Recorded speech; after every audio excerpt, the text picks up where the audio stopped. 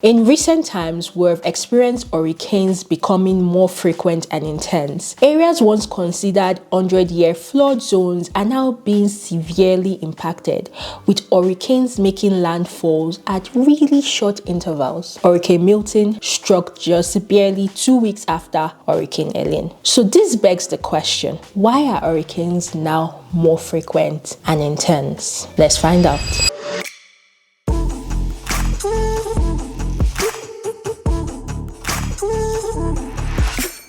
Welcome to the Sustainability Nugget podcast. I am Rarasu Maraibi. And I'm Tosin Folorunsho. On this podcast, we learn about sustainability by discussing various related topics while focusing on 3 pillars: the economy, the society, and the environment.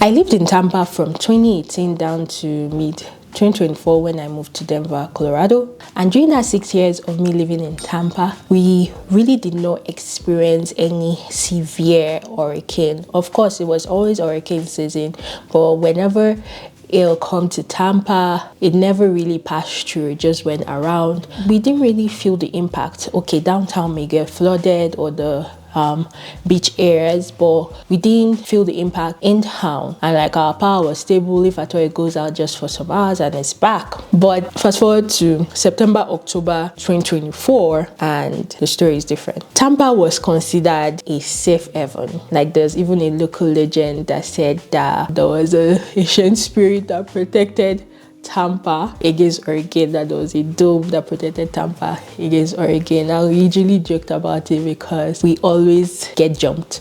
Like there was a time, I think 2 years ago, I was in Orlando and it was set to hit Tampa, and I was like joking with my friend saying, "Oh, I left you guys," and before you know it, it went around Tampa and came to Orlando. So that's how Tampa has been like a safe haven from hurricanes. But now October, September 2024, story is different, as Tampa has gotten it with Hurricane Helene and Hurricane Milton in just 2 weeks interval. Yeah, Hurricane Milton was projected to be one of the strongest hurricanes they've seen in years and was set to hit Tampa. Although it didn't directly hit Tampa at landfall, but Tampa definitely felt the impact. Areas that had never seen flooding in Tampa around the University of South Florida, which was my former school, was flooded. The power was out for days. I make this video now and I'm not even sure if the power is back. This Tuesday, October 15th. Last I checked, it was not back on, and TICO projected to bring it up back on Thursday, which is 17th.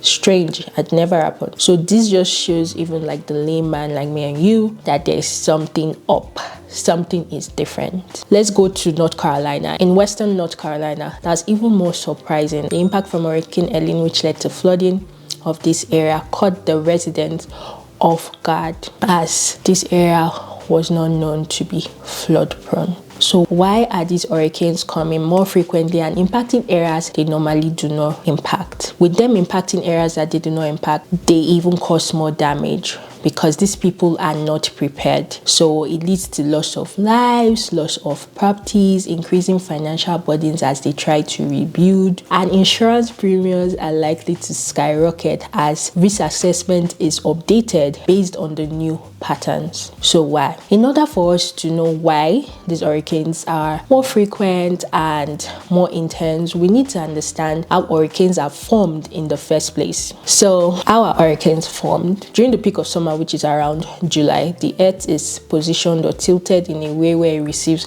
more direct sunlight from the sun for longer periods, and the ocean absorbs most of this heat from the sun, and in like the months of August, September, it starts re-emitting it back. So let's think of boiling a pot of water. When you're boiling a pot of water, it starts evaporating the liquid into water vapor, and the air above it is moist and hot because of the water vapor. Same thing that happens with the ocean. So since the ocean absorbs all of this sunlight, all of this heat, it kind of boils. Maybe not physically, but like it heats up, becomes warm, and starts emitting ocean water into the atmosphere, and so the air above the ocean becomes hot and moist. As with hot air tends to rise up looking for cooler zones, and so this hot air above the ocean rises up to cooler zones and condenses into clouds, which forms rain, right?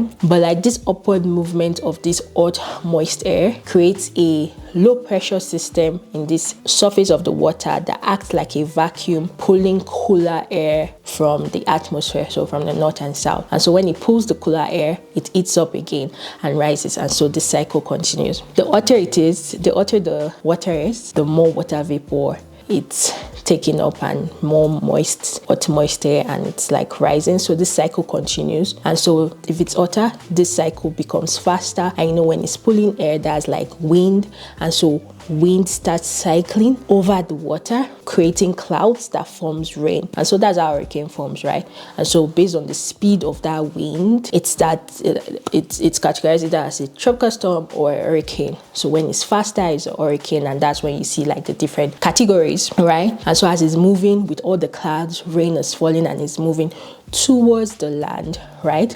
Bringing all of those clouds of rain and wind to land. And so when it hits land, it causes havoc, like causing flooding, destroying properties with the wind, flooding with the rain, and that's it. Of course, when it gets to land, it's a lower speed because it's no longer over the water. But the faster it is on the sea, the higher it will be on the land. So like if it's a 5 on the sea, it might land at a 4 or a 3. But like if it's a 3 on the sea, then it cannot be above 3 on the land. Get me?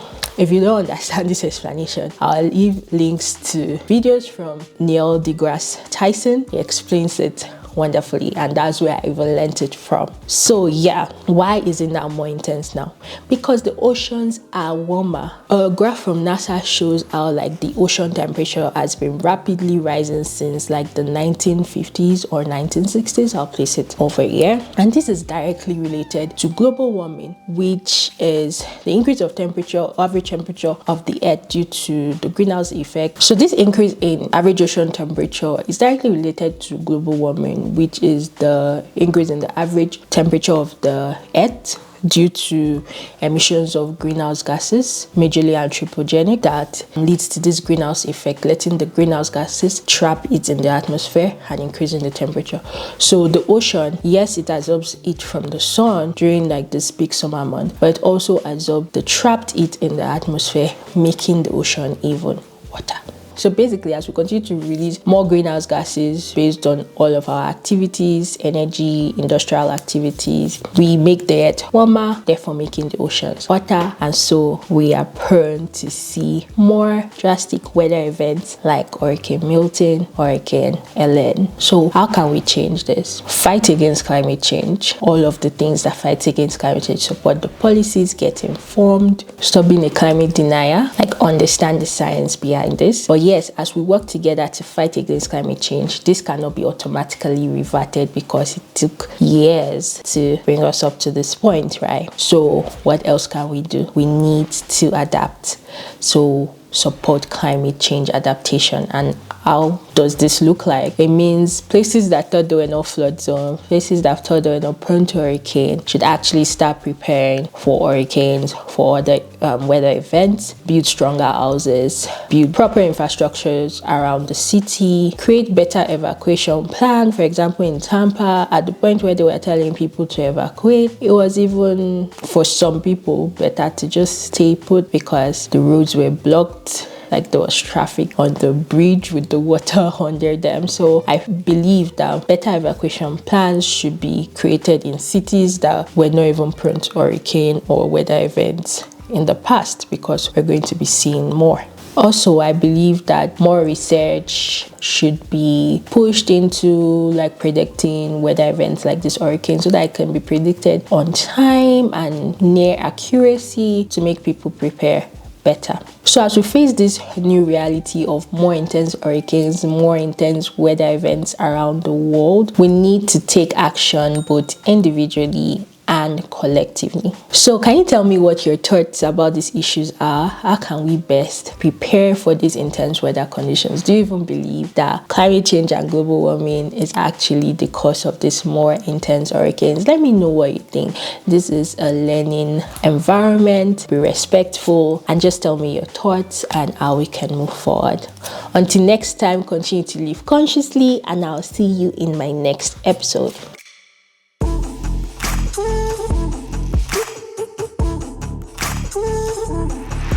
Thanks so much for listening to the Sustainability Nuggets podcast. I am Rarsu Marabi. And I am Tosin Folarunsho. If you enjoy this podcast, please leave a rating and review on wherever you listen to your podcast. You can also show your support by signing up for a small donation to help sustain future episodes. You can find all relevant links in the description. See you in our next episode.